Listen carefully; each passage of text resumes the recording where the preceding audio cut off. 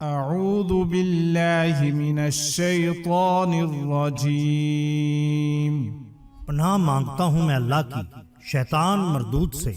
بسم اللہ الرحمن الرحیم، اللہ کے نام سے جو بہت مہربان اور نہایت رحم والا ہے۔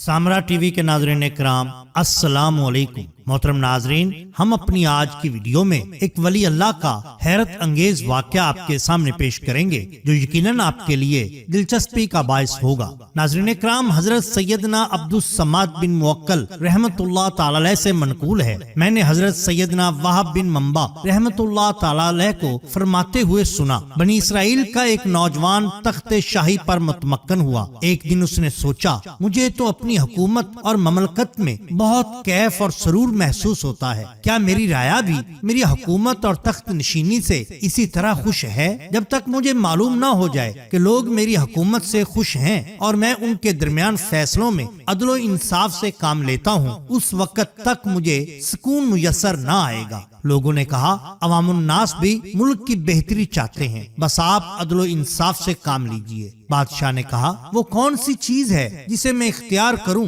تو میرے تمام معاملات درست ہو جائیں؟ کہا گیا، اللہ تعالیٰ کی فرما برداری کرنا اور اس کی نافرمانی سے ہر دم بچنا، یہ عمل آپ کو فلاح، کامرانی اور کامیابی کی جانب لے جائے گا۔ بادشاہ نے شہر کے نیک لوگوں کو بلایا اور کہا، آپ لوگ میری شاہی دربار میں بیٹھا کریں، جب کوئی نیک عمل دیکھیں تو مجھے اسے اختیار کرنے کا حکم دیں، اگر میں کوئی برا کام کروں تو مجھے روکیں، میں آپ کی باتوں پر دل و جان سے عمل کروں گا۔ چنانچہ یہ نیک لوگ بادشاہ کے پاس رہتے، جب بھی وہ کوئی کام کرتا تو ان بزرگوں سے مشورہ کرتا، اگر اجازت دیتے تو کرتا ورنہ نہ کرتا۔ اس طرح اس کے ملک میں امن و امان قائم ہو گیا، وہ ملک ہر طرح سے مضبوط اور مستحکم ہو گیا۔ 400 سال تک یہ بادشاہ اللہ تعالیٰ کی اطاعت میں رہ کر حکومت کرتا رہا، لوگ اسے بہت پسند کرتے۔ پھر شیطان لعین اس کی جانب متوجہ ہوا اور کہا، میں نے ایک بادشاہ کو چھوڑے رکھا یہاں تک کہ وہ 400 سال سے اللہ کی عبادت کر رہا ہے، اب میں اسے ضرور بہکاؤں گا۔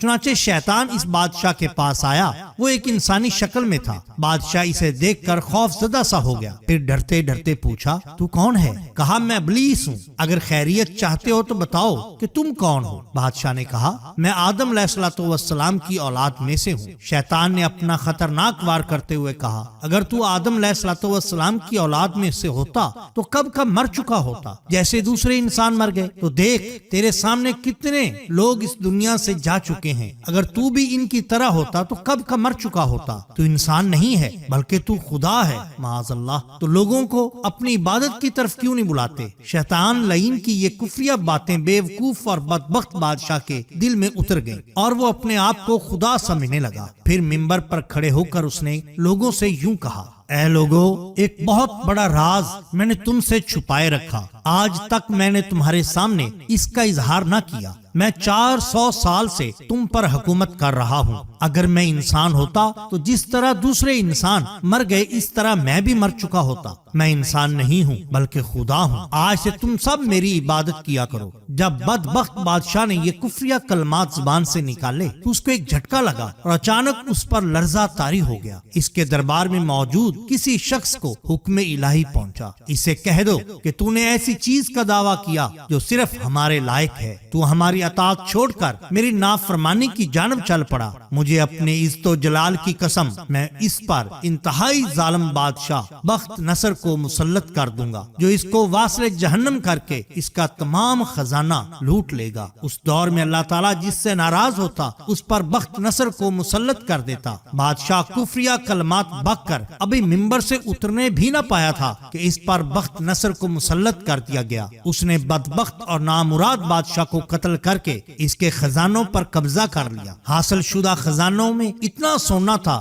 کہ اس سے 70 کشتیاں بھر گئیں۔ اس حقائق میں ہمارے لیے عبرت ہی عبرت ہے۔ ناظرین اکرام، 400 سال تک عبادت الہی میں مصروف رہنے والے بادشاہ پر جب اللہ تعالیٰ کی خفیہ تدبیر غالب آئی تو ایمان جیسی عظیم دولت سے محروم ہو کر دائمی عذاب نار کا مستحق ہو گیا۔ شیطان ہمارا کھلا دشمن ہے، اس کی سب سے بڑی خواہش یہی ہوتی ہے کہ مرتے وقت کسی طرح اس کا ایمان برباد ہو جائے۔ وہ ہر طرح سے انسان کو راہ ایمان سے ہٹا کر کفر کی تاریک اور تنگ گڑھوں میں دھکیلنے کی کوشش کرتا ہے۔ اللہ تعالی ہمیں شیطانی حملوں سے محفوظ رکھے اور ہمارا خاتمہ بالخیر فرمائے، آمین ثم آمین یا رب العالمین۔ ناظرین اکرام، اگر آپ کو ہماری یہ ویڈیو پسند آئی ہو تو لائک کیجئے، سبسکرائب کیجئے ہمارے چینل مسامرہ ٹی وی کو، تاکہ ہم آپ کے لیے اور بھی بہترین ویڈیوز لا سکیں۔ اپنے دوستوں کا، گرد و نواح کے لوگوں کا بہت خیال رکھیے۔ اللہ اور اللہ کے رسول صلی اللہ علیہ وآلہ وسلم سے بے حد محبت کیجئے۔ آپ کا بہت شکریہ۔